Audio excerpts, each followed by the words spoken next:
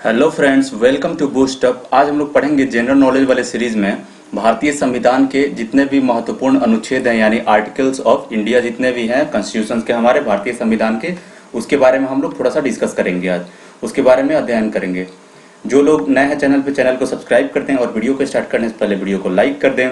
और ये खास करके हर एक कम्पिटिटिव एग्जाम में इससे क्वेश्चन पूछा जाता है और बिहार स्टेट वाले जरूर इसको एग्जाम आ गया है, जरूर इसको पढ़ के ही जाएं, क्योंकि इससे ये 2 से 3 क्वेश्चन अक्सर पूछा हुआ था एग्जाम में। ठीक है, चलते हैं, देखते हैं टोटल आज के हमारे क्या क्या कंसेप्ट हैं।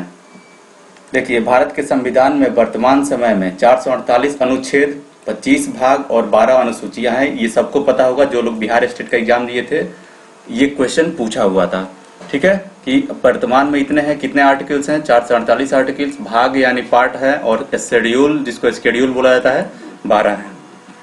नेक्स्ट है मूल संविधान में जो पहले संविधान बना था, जो बेसिक संविधान था, उसमें 395 आर्टिकल था, 12 अनुच्छेद 395 आर्टिकल्स था, 22 भाग था और 8 अनुसूचियां, 8 ही अनुसूचियां थी, लेकिन यहाँ पे 12 हो गई और यहाँ पे ये 395 की जगह 448। ठीक है, पुराने संविधान मतलब इनिशियल में जो बना था वो इतनी थी। ठीक है, तो इसको याद रखना है, ध्यान में रखना है इस चीज को, क्वेश्चन एग्जाम में पूछता है इससे अक्सर। भारत का संविधान 26 जनवरी 1950 को पूरे देश में लागू किया गया था। ठीक है, लेकिन यह बन कर कब तैयार हुआ था? ये बन के तैयार हुआ था 26 नवंबर 1949 को ही इसका काम समाप्त हो गया था। ये राष्ट्र को समर्पित कर दिया गया था इसको। ठीक है, इसको बनने में 2 वर्ष 11 महीना और 18 दिन का समय लिया गया था। और ये जो बना हुआ था इसमें अलग अलग समिति बना था और उस समिति के अलग अलग अध्यक्ष थे। ठीक है, और सारे ने मिलकर इसको एक प्रारूप दिया, एक संविधान का रूप दिए थे। ठीक है, 2 वर्ष 11 महीना और 18 दिन में। अब देखते हैं हम लोग आर्टिकल के बारे में। अनुच्छेद नंबर 1 यानी आर्टिकल 1 में क्या लिखा गया है, इसमें हम लोग वही आर्टिकल को डिस्कस करेंगे जो अक्सर एग्जाम में पूछा हुआ है मल्टीपल टाइम्स। ठीक है, बहुत बार एग्जाम में जो रिपीट किया गया है वही चीज हम लोग पढ़ेंगे। तो आर्टिकल अनुच्छेद नंबर 1 जो है, आर्टिकल 1 जो है, इसमें बताया गया है कि जो हमारा भारत है, जो देश है हमारा भारत, वो क्या है, वो सारे राज्यों का एक संघ है, यानी यूनियन ऑफ द स्टेट्स है। ठीक है, संघ का नाम और राज्यों के क्षेत्र के बारे में इसमें विवरण मिलता है। अनुच्छेद नंबर 2 यानी आर्टिकल 2 में क्या मिलता है, संसद को नए राज्य जो है स्थापित करने और या उन्हें स्वीकार करने की अनुमति देता है। नए राज्य हम अपना स्थापित कर सकते हैं, ये अधिकार प्राप्त है आर्टिकल नंबर 2 में। आर्टिकल 3 में क्या है, नए राज्य के निर्माण, वर्तमान राज्यों एवं क्षेत्रों में सीमाओं में मौजूदा राज्यों के नामों में परिवर्तन। ठीक है, सीमाओं में, क्षेत्रों में अगर परिवर्तन करना है जो मौजूदा राज्य बने हुए हैं, तो वो अधिकार दिया गया है आर्टिकल नंबर 3 में। बहुत ही इंपॉर्टेंट है, याद रखना इस चीज को, जितने इंपॉर्टेंट है वही हम लोग डिस्कस करेंगे। अनुच्छेद में देखिए 12 जो है 5 से 11 तक पूरा नागरिकता संविधान दिया गया है। ठीक है, लेकिन अगर एग्जाम में पूछता है कि किसमें नागरिकता का अधिकार जो है किस आर्टिकल में दिया गया है, तो ये आपको 11 करना है, आर्टिकल अनुच्छेद 11 करना है। ठीक है, 5 से 11 में बताया गया है नागरिकता के अधिकार दिए गए हैं जो उसी समय के हैं जब संविधान बना था, जब पहली बार संविधान बना था। ठीक है, जो लोग पाकिस्तान से भारत आए, जो लोग भारत से पाकिस्तान गए, भारत में रहने वाले नागरिकों के साथ ही विदेशी नागरिकता हासिल करने के लिए भारतीय नागरिकता त्यागने और नागरिकता और के अधिकारों को जारी रखने से जुड़ी जानकारियां हैं। मतलब अगर कोई इंडिया का नागरिक है उसका इंडिया का नागरिकता प्राप्त है, अगर जो पाकिस्तान चला गया उसको पाकिस्तान का नागरिकता प्राप्त है, लेकिन अगर कोई अपने भारत देश में है और वो जा रहा है कहीं और देश का नागरिकता पाने के लिए, तो उसको यहाँ का भारत का नागरिकता त्यागना पड़ेगा। ये सारे नागरिकता कानून से रिलेटेड 5 से 11 में है।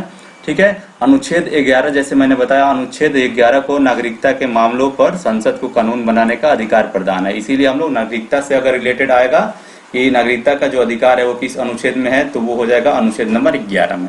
ठीक है, आगे बढ़ते हैं। अब देखिए बहुत ही इंपॉर्टेंट है अनुच्छेद 12 यानी आर्टिकल 12 से जो 35 तक है, ये जितने भी हमारे मौलिक अधिकार है, फंडामेंटल राइट्स जितने भी दिए गए हैं, 6 जो फंडामेंटल राइट्स हैं हमारे, उससे रिलेटेड है। इसी के अंदर सारे आर्टिकल्स में वो सारे अधिकार दिए गए हैं। ठीक है, अब इसमें से हम लोग जो इम्पोर्टेंट है उसी को हम लोग पढ़ेंगे। ठीक है, अब देखिए अनुच्छेद नंबर 14 यानी आर्टिकल 14 में क्या लिखा गया है, ये एग्जाम में पूछा हुआ, बहुत बार पूछा हुआ है। ये राइट टू इक्वालिटी है, मतलब कानून के समक्ष समानता, इक्वालिटी बिफोर लॉ, सबके लिए कानून समान है, यानी राइट टू इक्वालिटी का ये है 14 में। 16 में है सरकारी नौकरियों में सभी को अवसर की समानता, जो सरकारी नौकरी मिलेगा सबको समान अधिकार रहेगा। आर्टिकल 16 में ये लिखा गया है। 17 में है अनटचेबिलिटी को खत्म किया गया है, यानी पहले छुआछूत जो होता था कि लोग एक दूसरे से दूरी बनाते थे कि ये चीज टच नहीं करना है, तो उस अनटचेबिलिटी का एलिमिनेशन जो किया गया है, अस्पृश्यता का उन्मूलन किया गया है। ये बहुत ही इंपॉर्टेंट है, आर्टिकल 17 में लिखा गया है, एग्जाम में पूछा हुआ क्वेश्चन है। अनुच्छेद नंबर 19 अभिव्यक्ति की स्वतंत्रता यानी फ्रीडम ऑफ एक्सप्रेशन, कोई भी चीज अपने मन की बात को कह सकता है, एक्सप्रेस कर सकता है, ठीक है, कहीं पे भी लिख सकता है अपने मन की बात को। नेक्स्ट है अनुच्छेद नंबर 21 में क्या कहा गया है, प्राण और दैविक स्वतंत्रता का संरक्षण यानी protection of life and personal जो लिबर्टी है उसका संरक्षण करने का अधिकार प्राप्त है सबको। अनुच्छेद नंबर 21 है, बहुत ही इंपॉर्टेंट है, राइट टू प्राइमरी एजुकेशन। ये चीज को याद रखना है हमेशा, क्योंकि एग्जाम में पूछता है इससे क्वेश्चन कि राइट टू हर एक इंसान को प्राप्त है right to primary education. 21A में लिखा गया है इसका, ठीक है। नेक्स्ट है अनुच्छेद नंबर 23 से लेकर 24 तक, ठीक है, शोषण के विरुद्ध जो अधिकार है वो 23 से लेकर 24 तक में दिया गया है। मतलब आप अगर बच्चा वयस्क नहीं हुआ है, 14 साल से कम है, तो उससे काम नहीं करा सकते हैं, मानव तस्करी नहीं कर सकते हैं, बंधुआ या जबरदस्ती मजबूरी कराने पर प्रतिबंध इसके अंदर लगाया गया है, ठीक है। ये 23 से 24 के बीच में इसका प्रावधान किया गया है। आगे बढ़ते हैं, 25 से 28 में हम लोग देखते हैं धार्मिक स्वतंत्रता का अधिकार है, ठीक है, धर्म से रिलेटेड स्वतंत्रता 25 से 28 में पूरा दिया गया है, ठीक है। नागरिकों को किसी भी धर्म को अपनाने या प्रचार करने का अधिकार है। अब एक चीज ध्यान में रखना है, यहाँ 25 से 28 दिया गया है कि धार्मिक स्वतंत्रता का अधिकार है, लेकिन अगर एग्जाम में पूछे कि धार्मिक स्वतंत्रता का अधिकार किस आर्टिकल में है, तो आप लोग को 25 ही करना पड़ेगा, ठीक है, 25 ही करना है। 25 से 28 है, लेकिन 25 ही माना जाएगा। इसमें मनचाहा काम और धर्म के प्रचार प्रसार की स्वतंत्रता है, मतलब अपना रिलीजन अपने से डिसाइड कर सकते हैं, ठीक है, इस चीज के बारे में ये लिखा गया है। अनुच्छेद नंबर 30 में क्या लिखा गया है, देखिए अब 30 में लिखा गया है कि जो भी अल्पसंख्यक हैं उनको शैक्षिक संस्थानों को स्थापित करने और उनका प्रशासन करने का अधिकार दिया गया उनको, ठीक है, आर्टिकल 30 में। अब 31C में, आर्टिकल 31(6) में सी में क्या किया गया है, कुछ नीति निर्देशक सिद्धांतों को प्रभावी करने वाली विधियों को की व्याख्या किया गया है, नीति निर्देशक सिद्धांत का, ठीक है।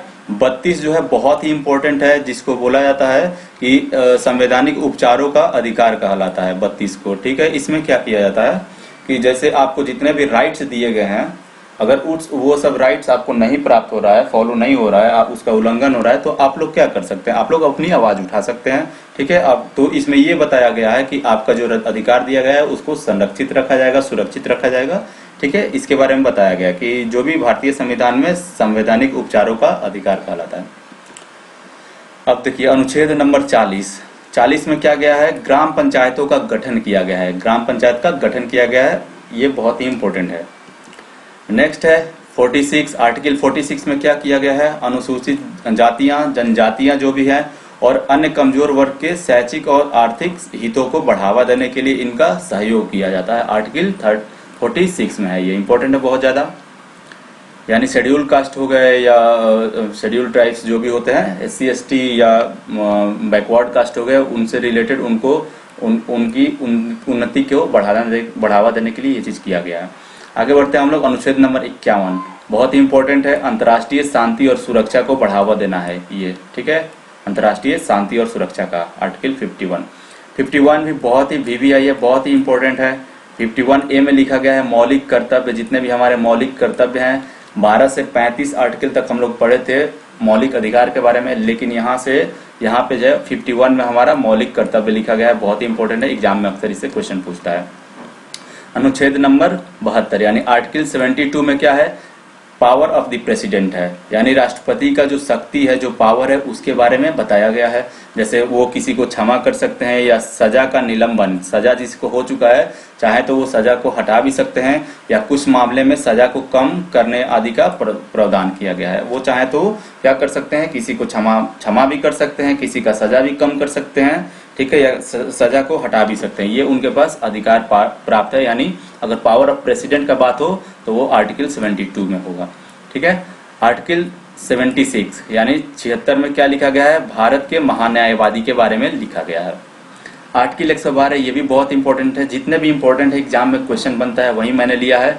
यानी जो बजट हमारा होता है, ठीक है, वार्षिक वित्तीय विवरण होता है, बजट जो पेश होता है, वो आर्टिकल नंबर 112 यानी 112 में लिखा गया उसका प्रावधान। फिर नेक्स्ट है 243B पंचायतों का गठन। ये चीज याद रखना है, पंचायतों का गठन हुआ है 243B में। नेक्स्ट है 280 आर्टिकल में वित्त आयोग की स्थापना किया गया है। ये भी इंपॉर्टेंट है, वित्त आयोग की स्थापना जो है 280 आर्टिकल में लिखा गया है इसके बारे में।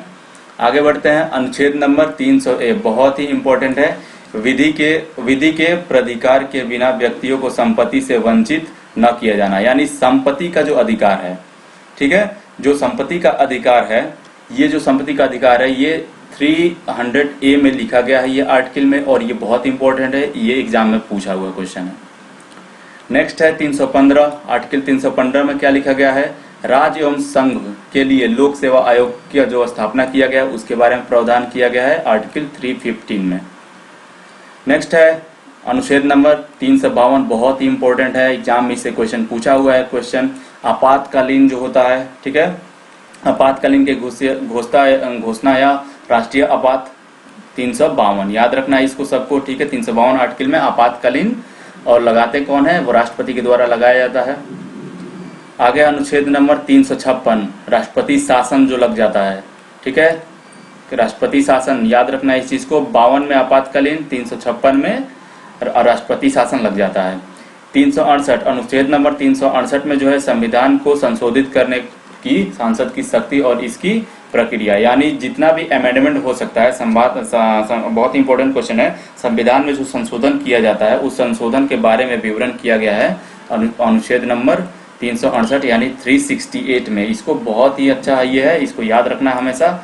नेक्स्ट आते हैं हम लोग बहुत ही फेमस 370, सबको याद होगा, ये जम्मू कश्मीर राज्य से संबंध अस्थायी प्रावधान है, ठीक है, 370 में, ये याद रखना है हमेशा, ठीक है। तो ये थे हमारे टोटल जितने इंपॉर्टेंट है थे और जितने क्वेश्चन में पूछ सकते थे आर्टिकल, उसके बारे में मैंने बता दिया आप लोगों को। उम्मीद करते हैं वीडियो अच्छा लगा होगा। तो वीडियो अगर अच्छा लगा हो तो प्लीज़ वीडियो को लाइक करें, शेयर करें दोस्तों के बीच में और चैनल को सब्सक्राइब करें। Thank you for watching.